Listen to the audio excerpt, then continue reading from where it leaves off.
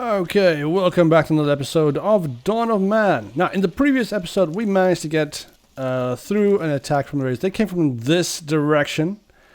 That means that we want to try and get this corner as defensible as possible, as strongly defended as possible. So we want to have as many towers on this side as possible. Now, the thing is, towers are pretty much useless. I was in a discussion with one of my regulars YouTube videos. It was a YouTube viewers. And she says the same thing. Towers are pretty much useless. They break too easily. I do agree. They do break too easily. But together with walls, they do provide you with a couple of seconds or minutes of protection. So you don't want to have raiders in your village. You'd rather have one of these towers go down instead of one of your buildings. I prefer one of the towers go down instead of one of my storage huts or something else. And of course, it is always better to have a tower go down than one of your people die. So they do provide you with a little bit of something. Now there is of course the option of building platforms. I do not have that in this vanilla option. But you can of course build walls with platforms and have your people standing on those platforms defending your village. That of course is way better than having a bunch of towers. Now the thing is, once you have platforms, your villagers will be targeted primarily by the raiders, and of course that will cause you a whole bunch of grief, because instead of targeting your watchtowers, they will target your people immediately, instantly. So that means that your people will die just as fast as towers will. And especially if they gang up. So raiders are pretty simple.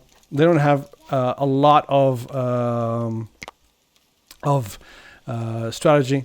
Basically they go for towers first, then they go for walls, and then they go for gates. So gates close to walls, but close to towers will be targeted first. If they come on this side, for instance, and the gates are too far away, right, then they will target the walls and they'll try and break through the walls.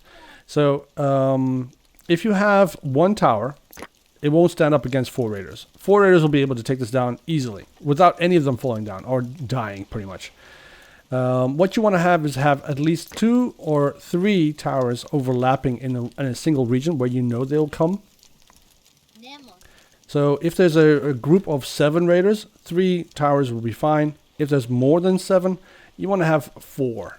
4 will be fine. Then that will mean that they'll be withered down to a number that is acceptable and of course much easier to handle by your own people. So once again, towers will be useful if you have enough of them. And only if you have them staggered. So you want to have as many of these towers as possible. Now the thing is that the reason why I said staggered is kind of important, because if you have a tower standing out, they will target the first closest target, tower near them, and then they will move to the next one. And then of course your towers do not do much damage. What you want to do is have them spread out their effective range or effective focus. So if you have 2 towers next to each other, so you have a tower here and you have a tower there, for instance. That means that the raiders will have to target both of these towers at the same time, because they're pretty much at the same closest range. Now, there's a trader here. I'm not going to trade with him because I don't see his buddy. I don't see where his sled is, or sledge. So I'm not going to trade with him. You have to be careful with these kind of traders. Sometimes they're a bit broken. There's a trader here, and somewhere on the map, right? Somewhere on the map, it says sledge. So if you buy something from him, and I'm going to say this before he leaves, if you buy something from him, he's going to drop his stuff, his loot, or whatever you want to buy from him, where his sledge is. And that could be anywhere in the map. So and that's a bit of a problem, because your people will try and go and get that. Anyways, back to the villagers, to the towers. If you get 2 towers next to each other, that's a better idea to stagger them. If you get a couple of towers spread out over a line, they will just move from tower to tower until they of course come together. Now if you have a tower like this, and then you have a tower over here and then a tower over there, that's what I mean with staggering. So you want to make layers of defense. So you have a tower that sits behind 2 other towers. There's 2 towers in the front will of course take the brunt of the attack, but then once those 2 towers are gone, they have another tower to contend with before they start hitting the walls. And by the time they hit the second tower, this tower, or the third tower, whatever you want to call it, their numbers will have dwindled enough for you to actually go in there with your people and take them out. melee style. Of course, that's with if you have weapons, that'll be good. Now, another thing that you want to be absolutely sure of that you have is enough bow and arrows. Bow and arrows will take out raiders faster than melee, mainly because instead of directly attacking them, what will happen is that raiders will keep on fighting the towers or the walls, even though they're getting struck by arrows. But if you have somebody with a sword coming at you, that raider will then divert his attention to the melee attack and start defending himself and will fight back. So if you have villagers with arrows, they do better than villagers with spears and swords. Strangely enough. Well, not spears, but I mean like swords. If you have a sword, that means they go into close range contact and they will get smothered pretty fast. You need to have a lot of swords fighters to be able to withstand a concentrated raider attack then. So, focus on bow and arrow over swords, and focus on spears over swords if you want to have that range attack. Right. Now, the other thing that you want to have is as many dogs as possible. Dogs will sacrifice their lives for your village. And a good group of dogs, 3 or 4 of them, will take down a nice batch of raiders, no problem whatsoever. They'll bite through those in an instant. And they will make sure that the raiders will be dead before you know it. But once again, you want to be able to actually survive a raider attack. So if you can keep your dogs from all dying, the better. So young puppies and stuff I don't attack. You need to have adult dogs to be able to attack. Everything else will be hiding in these huts. You need to have a defensive line. So if you have defenses, make sure that you have some dogs and arrows and some towers. So just stagger those defenses as much as possible and keep them all safe. Now, other thing is, when you have a tower standing all alone over here, right? This is something that I do on purpose. It's not necessarily that because I like these towers to be, I like gates all over the place. I don't want that. If you ring the bell, right, your villagers will sprint to the closest building that they can get to. So there'll be either a hut, get their weapons if they can. Children will hide in the huts. Women will also either hide or will gather the weapons if they can. And then they will come to wherever a point of interest is. So either a gate, right? Or if you have no gates and no walls, the closest building. So a hut here or there, whatever. And they will concentrate there. They will not necessarily concentrate by one of these towers. So if you have a gate like this, you ring the bell, all your villagers will run to the closest gate. They will either come there or there, depending on where the attack is coming from. So if the attack is coming from this side, for instance, they will all congregate over by this gate, and they will be more able to repel an attack. But if the attack is from here, right? Oh, a blizzard? Ah, nasty. So this is an attack coming from here. All your villagers will be staggered over there or over there. And by the time that that the raiders have broken through your walls, your villagers will be out of position, and they will start attacking your structures inside your village instead.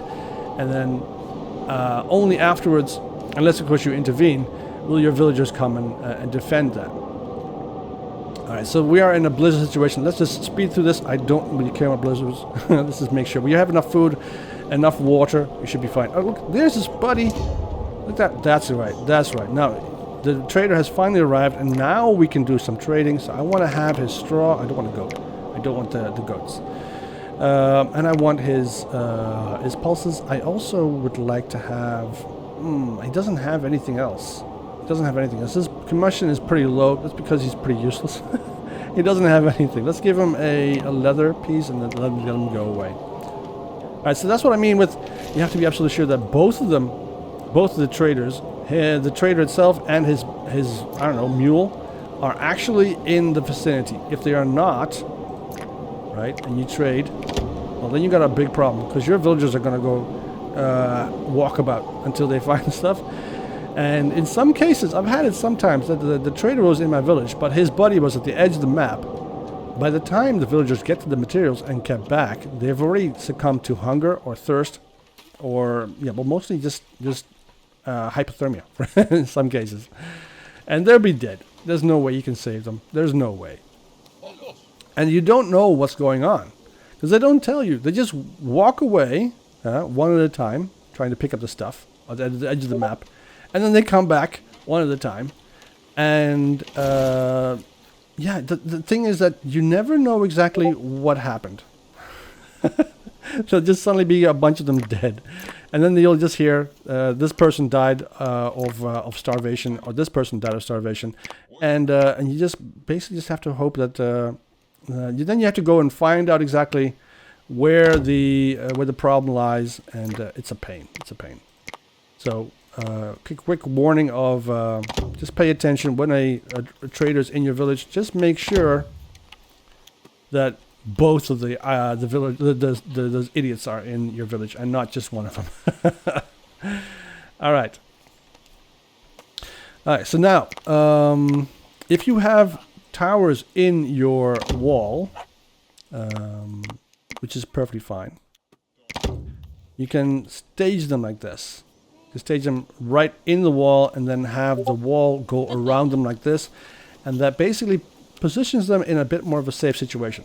Now, another thing that I want to tell you before we continue with the knowledge points, you want to get sheep domestication before you get any other animals, right? Okay, you can get goat. You have to get goat domestication before you get sheep domestication, but and then you can get pig domestication. But if you get goats before you get sheep, you are basically just wasting your very rare resource, which is straw. You want to have straw for buildings and so on, and you want to keep building buildings, because buildings are the ones that make your village go stronger and give you the opportunity to harvest more stuff.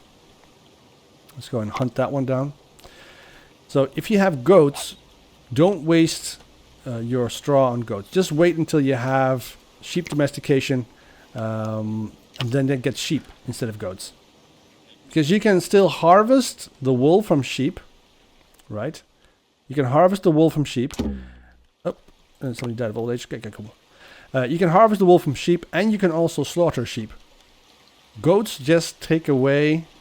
They give you milk, but they mostly just cost you straw. So you want to be careful with that.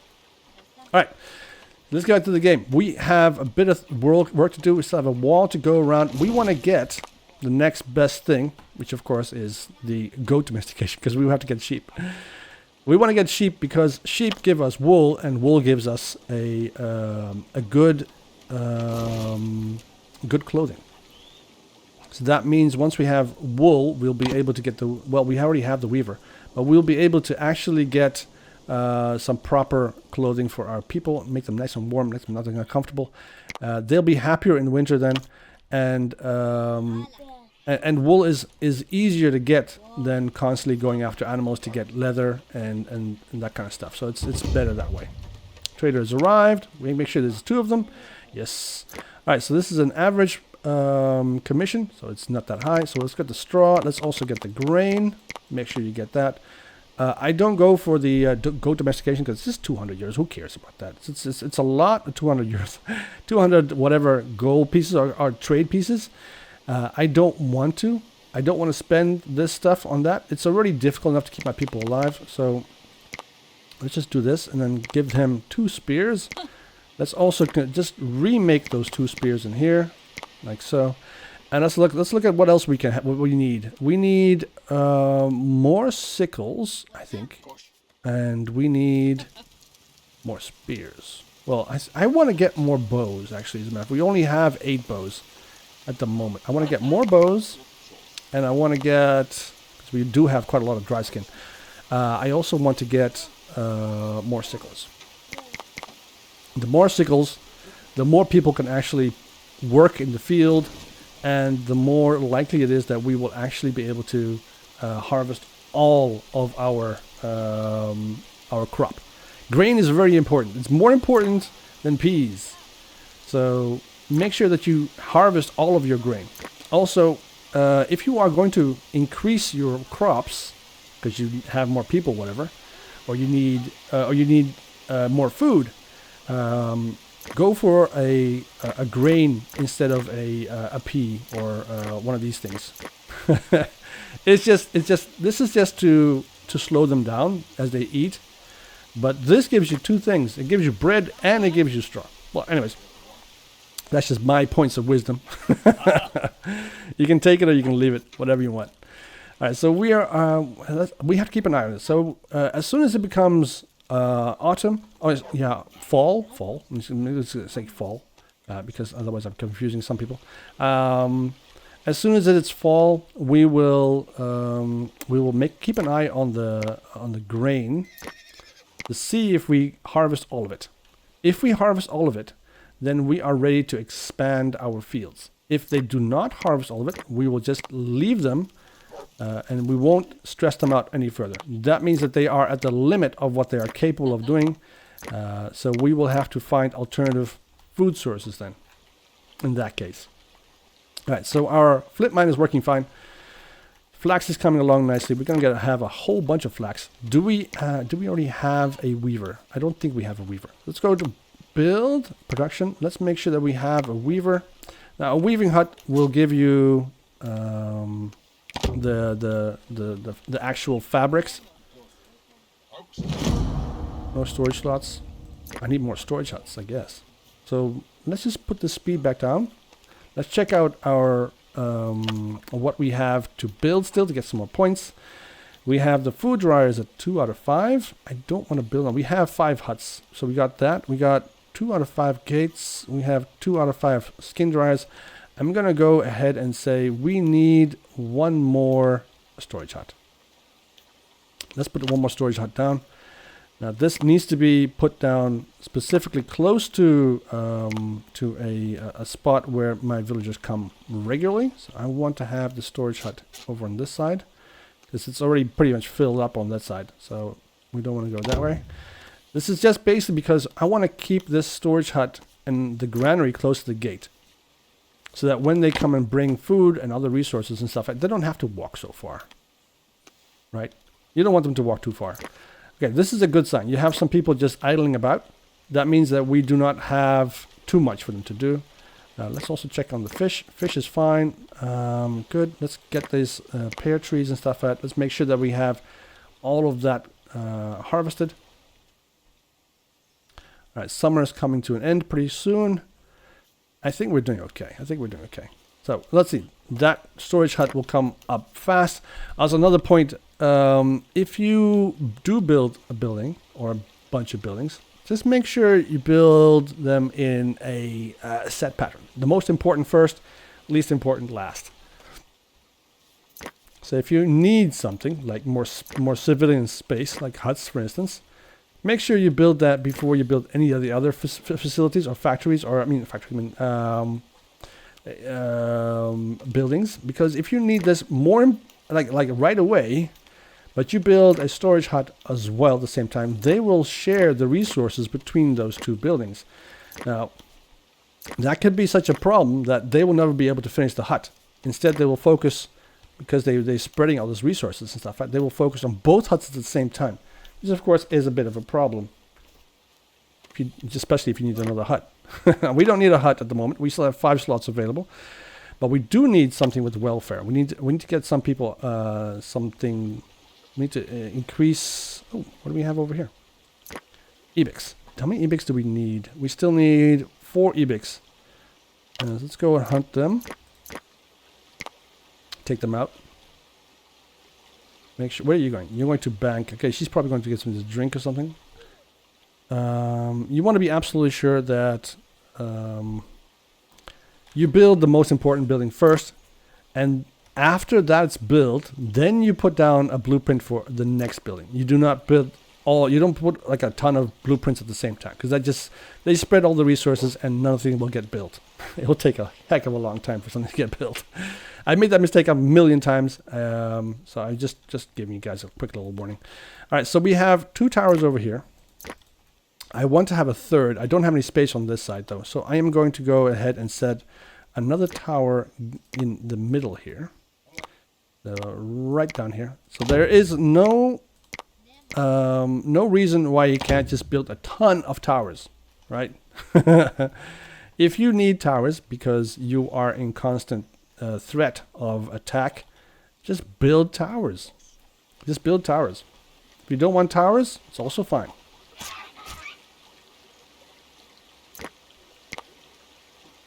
Man, you can also, if you want to make it more difficult for yourself, you can play without towers. But it does make it more difficult. I do prefer playing it with the walls, with the platforms. But yeah, you don't need them constantly. All right, now, because our people are in a bit of a unhappy mode. So let's see who's unhappy here. So who here is not happy with the situation as is? So how about you? How are you? Everybody seems to be pretty happy. Kind of wondering what's going on. Why is nobody happy? I specifically asked for everybody to be happy. The thing is with these totems and these skull poles is that they can only handle one villager at a time, right? So you want to have as many of these totems around as you possibly can. Oh, we got another point. So let's make sure that we have some of these skull poles around here. They do take bone, but that's not a problem. And of course skins. It's not a problem. We're going to be switching from bone and from skins to wool pretty soon anyway. We just need 3 more points, and then we can start with our little trio of animal cruelty. All right, make some some more poles. You want to have as many poles as you possibly can. Well, you don't spread them across the map and put every single block with skull poles. That's just ridiculous. But I mean, if as your population increases, you want to give them the option and the ability to go and worship their gods at any time. We need some more logs. I think we just ran out of all the logs on this side. Let's move this thing over to there across the river. There's a whole bunch of trees there. We'll let this area here respawn some of its some of the trees, and then we'll be back there to harvest them later on. And we have a ton of meat. So I'm thinking we're okay. We also have now finally the ability to start harvesting our crops. So we've got to keep an eye on them. So nothing has been harvested yet. So let's speed through this and see if we actually harvest all of this. If we harvest all of it, that means we can increase the size of our crop, because they can handle that. So we have to make sure that they can harvest all of this before the end of fall.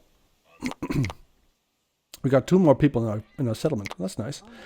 Welfare is going up to 82%. It's also quite nice. We need more logs though. Look at this. They have absolutely no trouble whatsoever harvesting all of that. So that means we can definitely add an additional 2 plots of barley or emmer or acorn to this to our villager. They also managed to get all of that. Wow, I'm pretty satisfied with that. Oh, we got some mouflon over here. I need more mouflon for. I need 1 mouflon at least for a point. If we can get that, please. Okay, we got a point. Yes, excellent. How many sticks do we have? We have 14 sticks. Do we still have sticks over here? I'm kind of curious. I think that we lost the stick collecting ability over here. Let's put one over here. So this is where we can gather sticks. I'll put 2 people in that. 2 children can come all the way over there and try and bypass all the wild animals. I don't like to sacrifice children, but sometimes... Oh, why did somebody bring grain all the way over there? Strange. All right, so we have the ability to put 2 more plots down. Oh, the weaver's up. Excellent. Let's go to Emmer. Let's make another plot here. Look at that. Okay, trader has arrived. Let's just put that on speed down a bit. Check out the trader. He has 3 straw. I'm going to take that. I'm going to take all your bread and all of your meat as well. So there we go. And I'm going to give you 2 spears, and then you're going to go away. Alright, we got the weaver up and running. Perfect. Beautiful. So we're going to get that. That's going to give us cloth. And we should have another point from linen in a bit. And as soon as we have 10 linen cloths, we will also have those points in. Perfect. Now you can also get the points from just buying them from the trader. It's also perfectly fine. All right, so we got another plot of emmer. We got emmer there. Let's put down another plot of barley. Or acorn, whatever. So let's put barley. I want to put barley. I'm going to put barley over here. Now, it doesn't matter if you put your crops outside. Raiders will not attack your crops. They won't. I know, it's weird, but... So we got barley over here. Let's put acorn over here. 3. Excellent. Now, when it comes to winter, when they go and plant this, we'll have to check if they can actually plant all of it. If they can't plant all of it, then we just need to reduce the plots. They might be able to harvest all of it because it's fall and autumn and stuff. They don't have that much to do. But if they can't plant it, then it's useless. Because then we just basically have a crop that's taking up space that's never going to be full anyway. So we want to be absolutely sure that the balance of people, number of people that are actually capable of working, and the plots of land that they're supposed to be working on is somewhat acceptable. Okay, let's go see if we can speed this up. Speed 8. There we go. Now, another thing is that bridges are great because they allow you access to the rivers, to the opposite side of the rivers and stuff like that. Same as land bridges and everything else.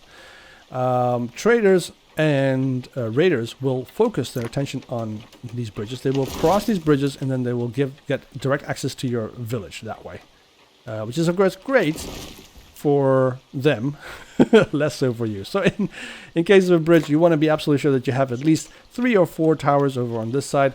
Be absolutely sure that whatever crosses this bridge is friend, not foe. All right, so let's put some bridges down over, some more watchtowers over here. I'm going to put a watchtower. I need a gate here. So I'm going to put a gate like right there. There. And then I'm going to put a tower over here. So I need a tower to go one side. Bam. I'm going to put another tower on this side. Bam. And then I'm going to put a tower. So that's going to be there. So I'm going to put a tower halfway across. Right on top of the... Well, there. So whenever traders come or raiders come, they'll come over here and they'll get into the kill zone. And then they'll get blown away. At least that's the idea. Let's just put down a wall there. And a wall there. And then a wall that goes down to there. And then we'll cross over from here to there and then have a little bit of a an L-shaped village. That kind of thing. Alright, so let's finish the wall over on this side as well. So like that. And usually I put towers on my corners, but in this case I think we'll be fine. We can always put a tower there if we wanted to. Alright, everything seems to be going quite well. We have walls coming up, which is perfect. Now we've been attacked from this angle, from this side, the first time. So I'm going to assume that the next time will be across the river. So we'll most likely get some visitors from either that side, that direction, or from that direction. You have to keep an eye out because they don't change their spawn site. The raiders will never change their spawn site. They will always spawn at the same spot once they have been released onto the map. And they're usually between 6 and 9 seasons in. They'll come again. So let's speed through this. Don't like storms. There's always somebody that gets hit by lightning or an animal that gets hit by lightning. So how many dogs do we have? We currently have 4 dogs. That's good. I like that. Everybody seems to be a little bit unhappy. I need to start making some spiritual site. And let's put another totem. Let's put another skull pole here as well. Make it face that direction. We need 5 of these anyway, so might as well just build these, right? So another one over here. There goes the tower. Beautiful. We already have our nice little storage hut. We are running into the limits of the village, so we want to put another hut down. So let's make sure that we have that set up right there. So this will block this area here. So if we do have a raider attack, they will have to go around these buildings instead of being able to go directly into the heart of our village. It's another way of keeping whoever's in there safe. Look at them. Look at those whole family of Mouflon. Alright, we got 12 points and other points. Let's go and put down a goat domestication. We're not going to do anything with that. It's just going to be there for a while. We're not going to go and get any goats. We're just going to wait until we have another additional 10 points. And then we're going to get sheep domestication. We're only going to get sheep. No goats. Alright, skull pole is built. Beautiful. So we have an additional 5 points. Let's see, what else do we get? What else can we do at the moment? I would like to build another hearth. So a hearth is basically the center of your village. We have one center over there. We can build another one over here. That will give us the production. So we're going to build a village center over there. And we're going to have another one over here. So this will mean we'll be building houses around here as well later on. So we got a nice little house coming up. Beautiful. Hut is being built. And then after that, they'll start focusing on the walls again. Right, winter is over. We're back in spring. They did a good job. Look at this. All the trees are here are pretty much gone. So let's go and move this around again. Like so. Bam. Excellent. And our hearth will get built once we have stone. We don't have any stone at the moment. I didn't actually put down a stone gathering location. Let's go do that. Because I need some stone. I want to get these stones out of the way. They are definitely not... Oops. What do we have in the bushes here? That is... Okay, so there's a work area there. I want some obtain stone here, please. I want 2 people on it. And I want to have a storage area for stone, a rock pile right there. Keep it close by. There's no need to put this anywhere else. If it gets destroyed by whoever, like the raiders and stuff like that, it doesn't matter. You can rebuild this incredibly fast. It's not important. So it's just an area where they collect and bring the stones and stuff like that. All right, now we have the weaver up. What we need to do, so that we can actually start making these clothes, is go to production and put down an outfitter. An outfitter will actually make the clothing that we will need. I'm going to put this in a corner here. Ah, shit, we got a raider attack. Okay, there we go. We got, there's a wolf family and 4 raiders. Now, that's not that bad. We do have some towers over here. We have 4 towers. They're going to come over here or there, depending. They might take the land bridge. I'm going to go and signal them, all my villagers, to go to their sites, their areas of defense. So it would be nice if they just skipped the land bridge and came to this bridge instead, because we got more towers over here than we do over there. But I don't think we'll be that lucky. No. That's too bad. But it's just 4. It's only 4. So I don't think we'll have that much trouble going to watchtower. Okay, we have just about enough people to actually man all of our watchtowers, but we do not have enough people to fight alongside the watchtowers. I'm going to close the gate. Where are you going? You're moving? Oh, there we go.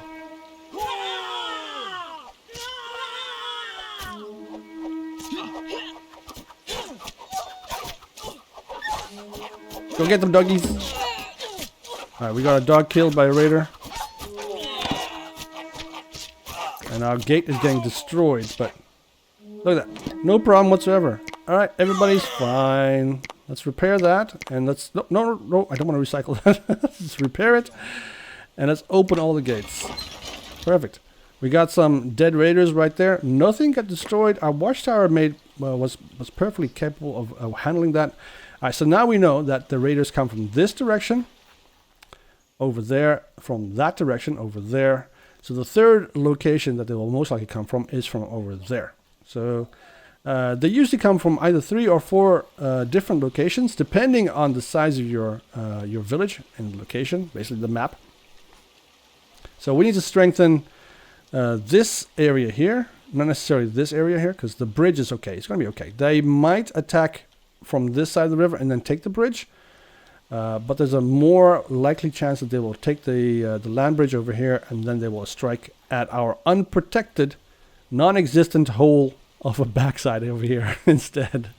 That's perfectly possible. I think that they will do that. I didn't actually pay attention to if they actually planted all of our seeds. We're gonna have to be. We're gonna have to check out in autumn what happened to all those plants, all those plantings. See if they actually did anything. All right, so we have 6 picks at the moment. I think we need more, so I'm gonna go and put down 6 picks as a 3 picks and 3 axes as a priority thing, that the tool sets that they have to build. I didn't lose anybody. I lost a couple of dogs though. We can also butcher the dogs, get a little bit of meat out of that. You don't have to if you don't want to. I actually have a policy never to do that, because yeah, they died for me for a reason, you know. They died for my village, so I don't want to disgrace them by eating them. All right, that tower helped a lot in that attack. So 1, 2, 3 towers. These 3 towers helped in defending this area.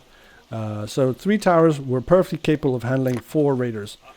So we're gonna make sure that we can handle the next attack. I'm just gonna put another tower over here. And we're going to put a wall here. Now, gates, even though there was no wall here, the raiders could have just walked around the wall and started attacking our huts and so on, and more important, our production buildings and everything else. But they didn't.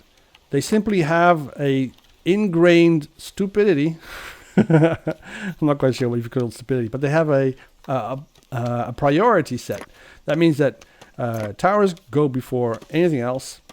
Gates go before anything else. And then once they have the gate destroyed, everything is open business. Then you can do whatever you want to do. Then they can go and attack your huts and your walls and everything else, blah, blah, blah. But if you have a gate, this is usually why I build 2 gates. Because they destroy the first gate and then they focus on the second gate instead. By that time that they've destroyed the second gate, I have round up all my villagers and moved them in position to attack and defend. All right, let's go get all the straw from this guy. And I think we'll just, should we take the flint or should we take the wool? If we take the wool, we'll get 20. We do have 2 spears. I'll go for that. I go for, you know what? Let's reduce it a little bit. Those are 40. Let's give him 2 spears and 2 harpoons. That'll be fine. He'll be happy. He'll drop everything here. And we have a couple of bits of wool. That means we can start making this clothing, which is excellent. So we don't have an outfitter yet. As soon as we have an outfitter, we'll get that set up. For now, because we have enough straw, it shouldn't be a problem to get this built. All right, let's speed through this. Last little bit. And then, okay, we don't... I think that we'll need... yeah, I think we have 2 hearths. We'll just go through this for now. The next priority will be, of course, getting sheep. So once we have the sheep domestication, let's do that right now, actually, as a matter of fact. Bam! Once we have some sheep, we'll be able to start making more cloth. And oh, what do we have over here? What are these? Oh, these are yeah, we already have these, I guess. Megalosaurus. See, Megalosaurus. Yeah, we already have 2 out of 5 of those. We can, of course, get a point by killing those. Another 3 of them would give us an additional point. Let's put that on the hunting. Hunt you down. They'll come back to this valley in the future, and we can hunt them again. But for now, this is fine. All right, how many sledges do we have? We only have 2 at the moment. I want to get another 2 sledges, or at least just put 1. Nope, that's the wrong place. Put at least 1 down for now, and another one just in case. Beautiful. 2 more. Good stuff. All right. I think we're doing quite well.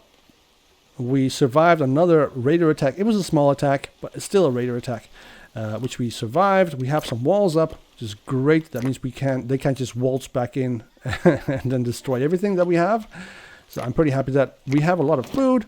I think that we are managing everything. We haven't gotten a warning yet that we are not capable of handling all of our tasks. We have more people than we have tasks, which I like. And I think that we're doing great. We have the outfitter is ready. He's going to start making a whole bunch of these linen outfits. Everybody will get some summer clothing, and the welfare will go up. With everybody dressed and everybody warm, we will not have any problems again with unhappy people. More happy people means more work being done. More work being done means more time to build and to expand. Anyways, that's it for this episode. I hope you enjoyed it, and I hope you had something, you got something from that. If you did, leave a like. If you didn't, leave a dislike. It's fine. I will see you guys in the next one, where we'll try and get some sheep and expand our little empire of wool. Anyways, have a nice evening. See you in the next one. Bye-bye.